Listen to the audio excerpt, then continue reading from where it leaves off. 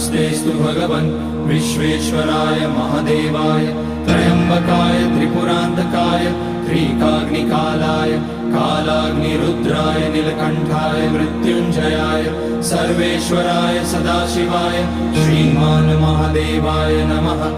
ॐ नमः शम्भवाय च मयोभवाय च नमः शङ्कराय च मयस्कराय च नमः शिवाय च शिवतराय च।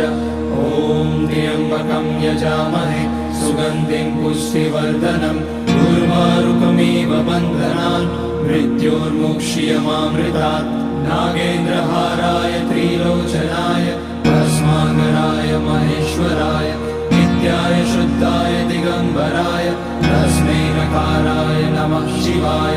मन्दाकिनी सलिलचन्दन चर्चिताय नन्दीश्वर प्रमथनाथ महेश्वराय